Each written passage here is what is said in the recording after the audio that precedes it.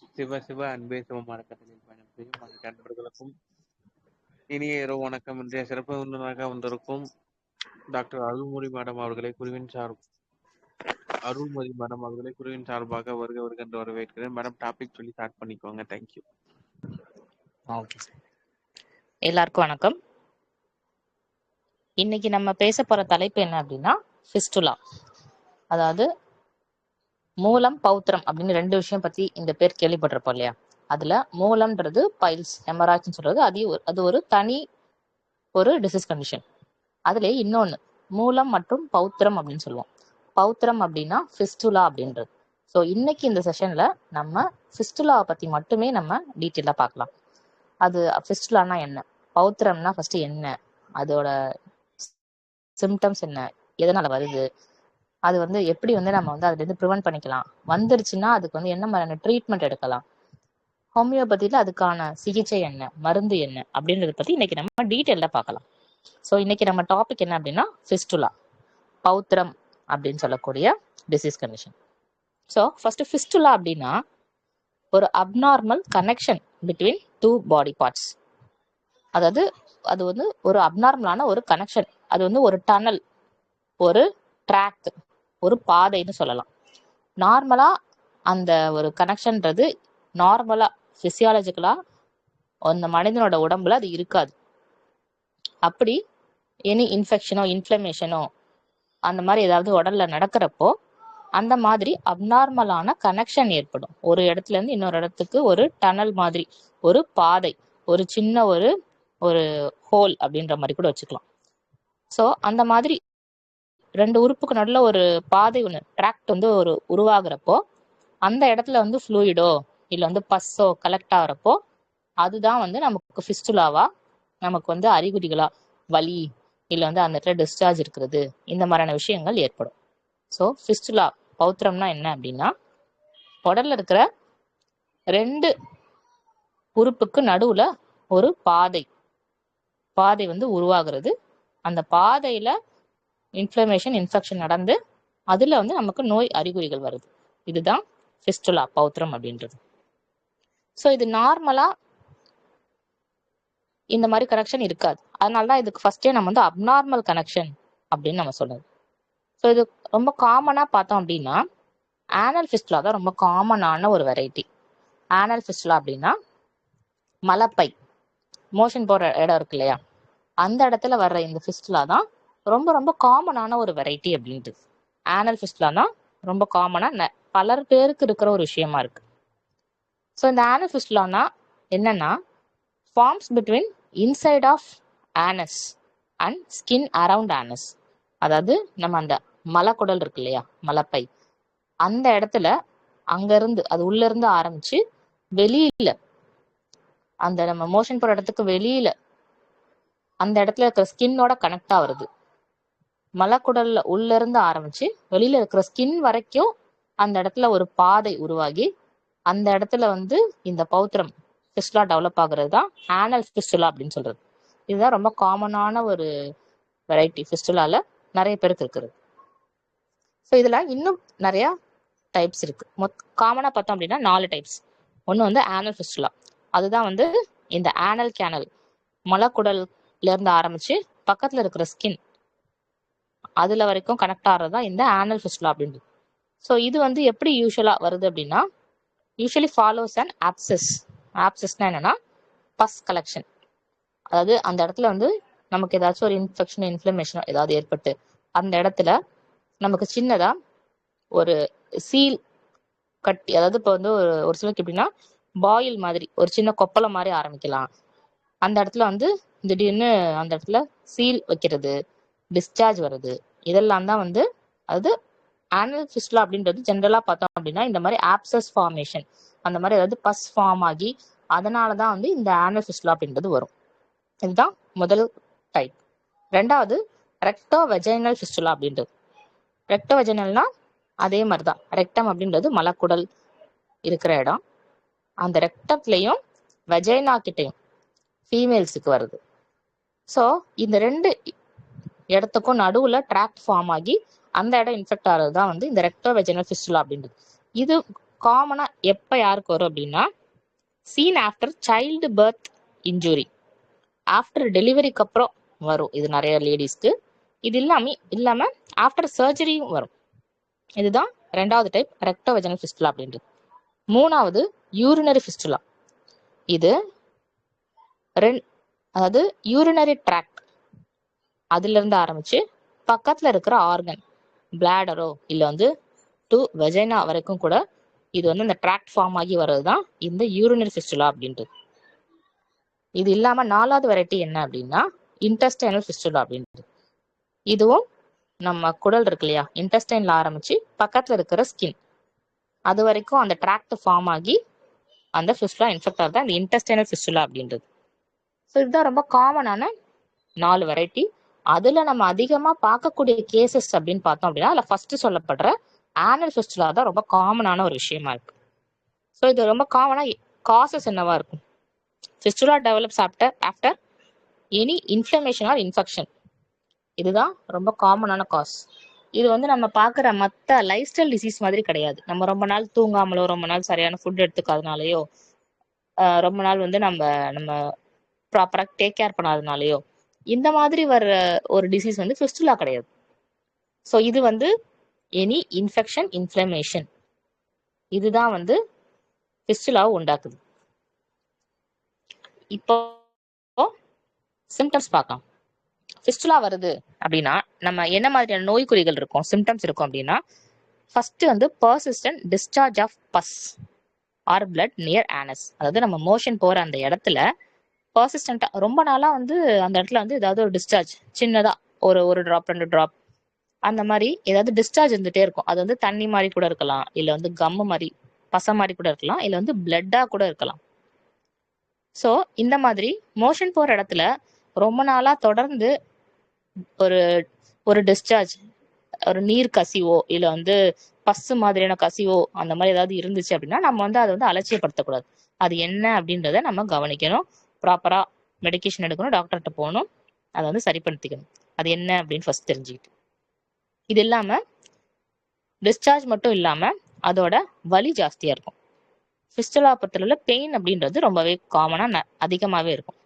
எப்பப்பெல்லாம் இந்த பெயின் அதிகமா இருக்கும்னா வைல் சிட்டிங், நம்ம ரொம்ப நேரம் உட்காந்தே வேலை, எனக்கு ரொம்ப நேரம் உட்காந்துருந்தா இந்த மாதிரி வலி ஜாஸ்தி ஆகுது அப்படின்ற மாதிரிலாம் இருக்கிறப்போ நம்ம வந்து அதை வந்து சாதாரண ஒரு இதுவா நம்ம எடுத்துக்கூடாது. அதே மாதிரி பாசிங் ஸ்டூல், மோஷன் போறப்ப வலி ஜாஸ்தியா இருக்கிறது, அதோட டிஸ்சார்ஜ் இருக்கிறது, இந்த மாதிரி இருக்கிற ரெண்டு, அதாவது வலி அண்ட் டிஸ்சார்ஜ், இது ரெண்டும் இருந்துச்சுன்னா நம்ம இமீடியட்டா அது என்ன ஏதுன்னு பார்த்து ஃபர்தர் இன்வெஸ்டிகேட் பண்ணணும். அதோட ஸ்வெல்லிங் அண்ட் ரெட்னஸ், அந்த இடத்துல வீக்கம் இருக்கலாம், அதோட ரெட்னஸ் இருக்கலாம். ரெக்கரண்ட் பாயில்ஸ் ஆர் ஆப்சஸ், நிறைய பேர் சொல்ற விஷயம் என்னன்னா எனக்கு அடிக்கடி அந்த இடத்துல வந்து கட்டி மாதிரி வரும், வெயிலுக்கு சூட்டு கட்டி மாதிரி வரும், அந்த இடத்துல நல்ல பெரிய கட்டியா இருக்கும், வலி ஜாஸ்தியா இருக்கும், டிஸ்சார்ஜ் இருக்கும், இதெல்லாம் சொல்றது. இந்த மாதிரி ரெக்கரண்ட் பாயில்ஸ் ஆர் ஆப்சஸ், அந்த இடத்துல எனக்கு கட்டி மாதிரி பிம்பிள் மாதிரி ஸ்டார்ட் ஆகி கட்டி மாதிரி வந்து அது வந்து பயங்கர வலி எடுக்கும், அதுல டிஸ்சார்ஜ் இருக்கும், இது வந்து எனக்கு எப்பயுமே இருந்துட்டே இருக்கும் அப்படின்ற மாதிரிலாம் இருந்துச்சு அப்படின்னா இதோட ஃபர்தர் காம்ப்ளிகேஷன் வந்து ஃபிஸ்டுலாவா இருக்கிறதுக்கு அதிக வாய்ப்புகள் உண்டு. அதோட வலி மட்டும் இல்லாம அதோட வேற என்ன சிம்டம்ஸ் இருக்கலாம் அப்படின்னா இச்சிங் இருக்கலாம், அந்த இடத்துல நிறைய பேருக்கு ஒரு அரிப்பு ஏற்படலாம், இல்ல வந்து இரிட்டேஷன், அந்த இடத்துல ஒரு டிஸ்கம்ஃபர்ட், கான்ஸ்டன்டா எப்பயுமே ஒரு டிஸ்கம்ஃபர்ட் இருந்துட்டே இருக்கலாம். இன்னும் சில ரேர் கேசஸ்ல இன்ஃபெக்ஷன் இன்ஃப்ளமேஷன் அதிகமா இருந்துச்சு அப்படின்ற பட்சத்துல அந்த பேஷண்ட்டுக்கு ஃபீவர் கூட வரத்துக்கு வாய்ப்புகள் அதிகம். ஸோ இதுதான் காமனான சிம்டம். இப்போ ஃபிஸ்டுலா பொறுத்தளவுல சிம்டம்ஸ் அப்படின்னா என்னவா இருக்கலாம்னா முதல்ல டிஸ்சார்ஜ், அதோட வலி, இச்சிங், இரிட்டேஷன், அந்த இடத்துல வந்து ஒரு வீக்கம், திரும்ப திரும்ப அந்த இடத்துல வந்து ரெக்கரண்டா பாயில்ஸ் மாதிரியான கொப்பளங்கள் வருது, இதெல்லாம் ரொம்ப காமனான சிம்டம் இந்த ஃபிஸ்டுலாவுக்கு. ஸோ இப்போ ட்ரீட்மெண்ட் அப்படின்னு பார்க்குறப்போ ஜென்ரலா ஃபிஸ்டுலா அப்படின்னா என்ன ட்ரீட்மெண்ட்னா சர்ஜரி அப்படின்னு சொல்லுவாங்க. அதோட நம்ம ஆன்டிபயோட்டிக் எடுத்துக்கலாம், பெயின் ரிலீஃப்க்கு கொடுப்பாங்க, அதோட ஸ்டூல் சாஃப்ட்னஸ், அதாவது கான்ஸ்டிபேஷன் இருக்கக்கூடாது, மோஷன் வந்து டெய்லி ரெகுலரா இருக்கணும், அந்த மாதிரியான விஷயங்கள். ஏன்னா இதெல்லாம் தான் வந்து நமக்கு இந்த மாதிரி ஃபிஸ்டுலா அதோட பைல்ஸ் இந்த மாதிரியான பிரச்சனைகள் வரதுக்கான காரணம் வந்து இந்த கான்ஸ்டிபேஷன் அப்படின்றது ஒரு முக்கியமான ஒரு விஷயம், முக்கியமான ஒரு காரணி. ஸோ அதனால இதுதான் ஜென்ரலாக ஃபிஸ்டுலா பொறுத்தளவில் ட்ரீட்மெண்ட் அப்படின்றது.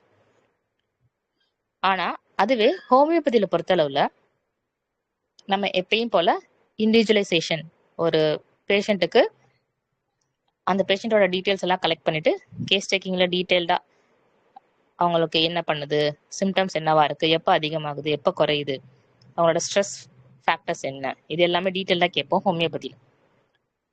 ஸோ அதோட நம்ம ஹோமியோபதி மெடிசின்ஸ் எடுக்கிறப்போ நம்ம சர்ஜரிக்கான விஷயத்த நம்ம ப்ரிவென்ட் பண்ணிக்கலாம். ஃபிஸ்டுலாவுக்கு கியூரான நிறைய கேசஸே இருக்கு. ஸோ ஃபிஸ்டுலாவுக்கு ஹோமியோபதியில் என்ன மாதிரியான மெடிசின்ஸ் அப்படின்னா சைலீஷியா, மைரிஸ்டிகா, ஹெப்பார்சல்ஃப், கால்கேரியா சல்ஃப், அதோட பியோனியா அப்படின்ற ஒரு ரொம்ப முக்கியமான ஒரு மெடிசின். இதெல்லாம் வந்து ரொம்ப காமனாக யூஸ் பண்ணுற மெடிசின். இது இல்லாமல் இன்னும் நிறைய மருந்துகள் இருக்கு ஹோமியோபதியில் ஃபிஸ்டுலாவுக்குன்னு. ஸோ ஹோமியோபதியில் ஃபிஸ்டுலாவுக்கு வந்து ஒண்டர்ஃபுல்லாக சரி பண்ண முடியும். ஜென்ரலாக பார்த்தோம் அப்படின்னா இந்த பௌத்திரம் மாதிரியான ஃபிஸ்டுலாவுக்கு சர்ஜரி தான், அறுவை சிகிச்சை தான் தீர்வு அப்படின்னு பொதுவாக எல்லாராலையும் சொல்லப்படும். ஆனால் அதுதான் கிடையாது. இந்த மாதிரி ஃபிஸ்டுலாவுக்கு ஆரம்ப கட்ட ஃபிஸ்டுலா இப்பதான் ஸ்டார்ட் ஆகுது, இந்த மாதிரியான சிம்டம்ஸ் இருக்கு அப்படின்லாம் இருக்கிறப்போ நம்ம இந்த மாதிரியான ஹோமியோபதி மெடிசின்ஸை ப்ராப்பரான கேஸ் டேக்கிங்கில் ப்ராப்பராக கொடுக்குறப்போ பேஷண்ட் வந்து நமக்கு 100% கியூர் கொடுக்க முடியுது. அந்த மாதிரி ஒரு கேஸே இருக்கு. நம்ம அந்த கேஸ் பற்றி இப்போ பார்க்கலாம். ஸோ இப்போ ஒரு 35 வயசு ஒரு மேல் பேஷண்ட் நம்ம கிளினிக் வராங்க. என்ன சிம்டம் அப்படின்னா இந்த மாதிரி யூரின் போகிற இடத்துல, மோஷன் போகிற இடத்துல வலி இருக்கு ஜாஸ்தியா, அதோட வந்து டிஸ்சார்ஜ் இருந்துகிட்டே இருக்கு, இது வந்து எனக்கு ஒரு வாரமா இருந்துட்டே இருக்கு, இப்பதான் இந்த மாதிரி புதுசா இருக்கு அப்படின்னு சொல்லிட்டு வந்த கேஸ். ஸோ இவங்களுக்கு இதெல்லாம் பாக்குறப்போ டிஸ்சார்ஜ் இருக்குது, வலி இருக்கு, அந்த இடத்துல வீக்கம் இருக்குன்னு சொல்றாங்க, இந்த மாதிரி கட்டி மாதிரி இந்த மாதிரி பாயில் மாதிரி ஸ்டார்ட் ஆச்சு. ஸோ இது எல்லாமே இருக்கு அந்த பேஷண்ட்டுக்கு. அதே மாதிரி அவங்களுக்கு கான்ஸ்டிபேஷன் ப்ராப்ளமும் ரொம்ப நாளாவே, மாசக்கணக்காவே இந்த சரியா டெய்லி ரெகுலரா மோஷன் போகாம இருக்கிறது அப்படின்ற பிரச்சனையும் இருந்திருக்கு அவங்களுக்கு. ஸோ இப்படி இருக்கிறப்போ இந்த பேஷண்ட்டுக்கு நம்ம ஆஃப்டர் கேஸ் டேக்கிங் நமக்கு மருந்துகள் கொடுக்குறோம். வித்தின் 2.5 to 3 monthsலேயே கம்ப்ளீட் கியூர் ஆச்சு இந்த கேஸ். இவங்களுக்கு ஒரு கோர்ஸ் ஆஃப் டைம்லையும் சிம்டம்ஸை பொறுத்து மருந்துகள் ஒரு நேரம் மாறப்பட்டுச்சு. ஆனா இவங்களுக்கு கொடுத்த ஒரு முக்கியமான மெடிசன் அப்படின்னு சொல்லணும்னா இந்த பியோனியா அப்படின்ற மெடிசன் தான் ரொம்ப முக்கியமா கொடுத்த மெடிசன். இவங்களுக்கு ஃபர்ஸ்ட் வந்தப்பவே மெடிசன் கொடுத்து 2-3 daysல அந்த டிஸ்சார்ஜ், அந்த பெயின்றது சுத்தமாவே இல்லை, டிஸ்சார்ஜ் வந்து ரொம்ப நல்லாவே கம்மியா இருந்துச்சு. அதுக்கப்புறம் பார்த்தா அவங்களுக்கு வந்து பர்டிகுலரா ஏதாவது ஒரு ஃபுட்டோ இல்லை சிக்கனோ இல்லை ஸ்பைசி ஃபுட்டோ அந்த மாதிரி ஏதாவது எடுக்கிறப்பதான் அந்த வலியோ டிஸ்சார்ஜ் அப்படின்ற மாதிரியான சுச்சுவேஷன் இருந்துச்சு. ரொம்ப நேரம் டிராவல் ரொம்ப நேரம் பைக்ல டிராவல் பண்ணப்போ பெயின் இருந்தது, இந்த மாதிரி விஷயம் இருந்துச்சு. ஸோ அவங்களுக்கு ப்ராப்பர் டயட், எந்த ஃபுட் ஒத்துக்கலையோ அது வந்து நம்ம கொஞ்ச நாளைக்கு வந்து எடுக்காம மெடிசின்ஸ் எடுக்கிறது, இந்த மாதிரியான ரெஸ்ட்ரிக்ஷன்ஸ் பண்ணி அவங்களுக்கு மெடிசின் கொடுத்ததுக்கு அப்புறம் பேஷண்ட் வந்து 100% கியூர் ஆனாங்க. ஸோ இதுதான் வந்து நம்ம வந்து ஜென்ரலா ஃபிஸ்டுலா அப்படின்னாவே நம்ம வந்து போய் ஆப்ரேஷன் பண்ணி அறுவை சிகிச்சை பண்ணி தான் நம்ம வந்து சரி பண்ணிக்கணும் அப்படின்ற விஷயம் வந்து தேவையில்லை. சர்ஜரின்ற ஆப்ஷனை நம்ம எப்பயுமே கடைசியா வச்சுக்கலாம். இப்ப அந்த ஃபிஸ்டுலா அப்படின்றது ரொம்ப பல வருஷமா ரொம்ப இருக்கு, அதெல்லாம் மல்டிபிள் ட்ராக் நிறைய இருக்கு அப்படின்ற மாதிரியான பட்சத்துல நம்மளால இந்த மாதிரி மருந்து எடுத்து சரி பண்ண முடியல அப்படின்றப்போ நம்ம வந்து அந்த மாதிரி சர்ஜரிக்கு போகலாம். வித்தவுட் சர்ஜரி நம்மளால இந்த மாதிரி ஈஸியா மெடிசின்ஸ் எடுத்தே நம்மளால இந்த மாதிரியான நோய்களை நம்மளால சரி பண்ண முடியும் அப்படின்றதுக்கு இந்த ஒரு கேஸ் வந்து ஒரு ஒண்டர்ஃபுல்லான எக்ஸாம்பிள். ஸோ இதுதான் இந்த வீடியோ நம்ம சொல்ல முக்கியமான விஷயம் என்னன்னா ஃபிஸ்டுலாவுக்கு ஹோமியோபதியில் ஒண்டர்ஃபுல்லாக சரி பண்ண முடியும். ஸோ சர்ஜரி அப்படின்ற விஷயத்த நம்ம கடைசி ஆப்ஷனாக வச்சுக்கலாம். அதுக்கு முன்னாடி நம்ம இந்த மாதிரி ஹோமியோபதி மெடிசன் எடுக்கிறது ரொம்பவே முக்கியமாக, ரொம்பவே நல்லது. ஸோ இப்போ ஜென்ரலாக நம்ம இந்த ஃபிஸ்டுலாவுக்கு டயட் என்ன மாதிரியான விஷயங்கள் வந்து நம்ம எடுத்துக்கிட்டோம்னா இந்த ஃபிஸ்டுலா அப்படின்ற விஷயத்துலேருந்து நம்ம வந்து ப்ரிவென்ட் பண்ணிக்கலாம், இல்லை இந்த ஃபிஸ்டுலா இருக்கு அப்படின்னா நம்ம என்ன மாதிரியான விஷயங்கள் பண்ணணும் டயட் அப்படின்ற மாதிரி பார்க்குறப்போ, டயட்னு பார்த்தா ஹை ஃபைபர் டயட். ஏன்னா நமக்கு வந்து இந்த மாதிரி கான்ஸ்டிபேஷன் இந்த மாதிரியான விஷயங்கள்னாலதான் இது வந்து ரொம்ப அதிகமா ட்ரிகர் ஆகிற விஷயம். ஸோ அப்படி இருக்கிறப்போ நம்ம ஹை ஃபைபர் டயட் அப்படின்னா அதிகமான நீர்ச்சத்து நார்ச்சத்து உள்ள உணவுகள், அதிகமான வெஜிடபிள்ஸ், ஃப்ரூட்ஸ், நீர் காய்கறிகள், இப்ப சொரைக்காய், வாழைத்தண்டு, கீரைத்தண்டு, வெள்ளரிக்காய், இந்த மாதிரியான விஷயங்கள் வந்து நிறைய எடுத்துக்கிறது, பழங்கள் சாப்பிட்றது, அதோட தண்ணீர் அதிகமா குடிக்கிறது, அதிக அளவுல தண்ணீர் எடுத்துக்கிறது.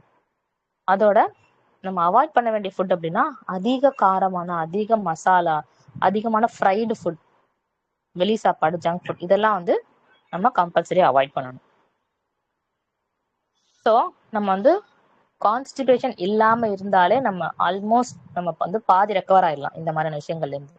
அதோட உங்களுக்கு வந்து இந்த பேஷண்ட்டுக்கு சிட் பாத்ஸ், வலி இந்த மாதிரிலாம் நிறைய இருக்கிறப்போ சிட் பாத் இருக்கிறது. சிட் பாத்னா என்னன்னா, ஒரு பெரிய டப்புல ஒரு மைல்டு வார்ம் வாட்டர்ல நம்ம நைட்டு தூங்குறதுக்கு முன்னாடி வலி இருக்கிறப்போ மைல்டு வார்ம் வாட்டர்ல நம்ம அந்த டப்புல உட்காந்து எந்திரிக்கிறது. ஸோ அந்த மாதிரி டப்புல வந்து நம்ம ஒரு 15 to 20 minutes உட்காரோம் அப்படின்னா அந்த வலி வந்து நல்லாவே குறையும். இதுதான் சிட் பாத் அப்படின்றது. இந்த சிட் பாத் அப்படின்றது பைல்ஸ் இருக்கிற பேஷண்ட்டுக்கும் ரெக்கமெண்டபிள், ஃபிஸ்டுலா இருக்கிற பேஷண்ட்டுக்கும் ரெக்கமெண்டபிள். அவங்களுக்கு இந்த மாதிரியான வலி வந்து நல்லாவே குறையும். ஸோ இதுதான் ஜென்ரல் டயட்டை பொறுத்தளவில். இப்போ இந்த மாதிரியான டிஸ்சார்ஜ், வலி, வீக்கம், இந்த மாதிரி ஃபிஸ்டுலா சிம்டம்ஸ் எல்லாம் இருக்கு, அந்த பேஷண்ட் வந்து எனக்கு ரொம்ப நாளா இதெல்லாம் இருக்கு, ஆனா இதெல்லாம் ஒரு விஷயம் இல்லைன்னு நான் கண்டுக்காமலே இருக்கேன் அப்படின்னா அவங்களுக்கு எந்த மாதிரியான காம்ப்ளிகேஷன் வரைக்கும் போகும்னா, இந்த மாதிரி ரெக்கரண்ட் இன்ஃபெக்ஷன் அதிக அளவுல இருந்து மைல்டா ஃபீவர் வரைக்கும் போகும். மல்டிபிள் ஃபிஸ்டுலா ட்ராக்ட், ஒன்று மைல்டா இருக்கிறது பல இடங்களுக்கு நிறைய மல்டிபிளா அது வந்து பெருசாகும். சிவியர் பெயின் அண்ட் அப்சஸ், வலி வந்து தாங்கவே முடியாத அளவுக்கு வலி ஜாஸ்தியாகும். அந்த பஸ் ஃபார்மேஷன், அப்சஸ் அப்படின்றது பெரிய லெவலில் இருக்கும். ஸோ இந்த மாதிரி நம்ம நெக்லெக்டடா பார்க்காம கவனிக்காம அலட்சியப்படுத்தி பல வருடங்களா அந்த பேஷண்ட் அதுலேயே அஃபெக்ட் ஆகிட்டே இருந்தாங்க அப்படின்னா ரேர்லி ரிஸ்க் ஆஃப் கேன்சர், ரொம்ப ரேரா கேன்சர் வரைக்கும் போகக்கூட வாய்ப்புகள் உண்டு அப்படின்னு சொல்லப்படுது. ஸோ இதுதான். ஸோ இந்த மாதிரியான சிம்டம்ஸ் இருக்கு அப்படின்னா நம்ம ஏர்லியராகவே அது என்னன்னு பார்த்து கவனிச்சு அதுக்கான மருத்துவத்தை நம்ம எடுத்து நம்மளை சரி பண்ணிக்கணும். ஸோ நம்மளுடைய ஹெல்த் தான் வெல்த் அப்படின்றது. ஸோ இதுதான் இன்னைக்கு இந்த செஷன்ல சொல்ல நினைச்ச விஷயம். So this is all about fistula. எல்லாருக்கும் ரொம்ப நன்றி. தேங்க்யூ.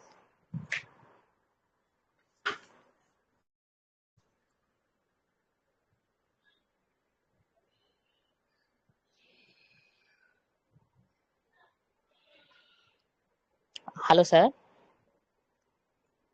மேடம் சொல்லுங்க. கேக்குது.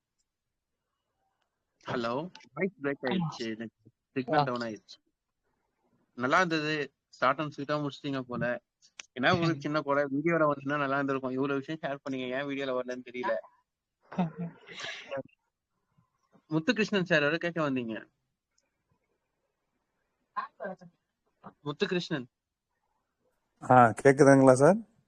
கேக்குது. ரொம்ப மேடம் ரொம்ப அழகா சிறப்பா சொன்னாங்க. ரொம்ப ஷார்ட் அண்ட் ஸ்வீட்டா, எவ்வளவு கிறிஸ்பியா இருந்தது அந்த பாயிண்ட்ஸ்லாம், ரொம்ப தெளிவா இருந்ததுங்க சார். ரொம்ப நன்றி சார். Thank you sir. தேங்க்யூம்மா. Thank you sir. நீங்க எங்க இருந்து பேசுறீங்க மேடம் சொல்லுங்க, அப்பனா மேடம் தெரியும். நீங்க ஃபர்ஸ்ட் டைம் அட்டெண்ட் பண்றீங்கன்னு நினைக்கிறேன். நான் வந்து எனக்கு சொந்த ஊர் தேவகோட்டை. ஆமா, நான் சிங்கப்பூர்ல இருக்கேன் இப்போ.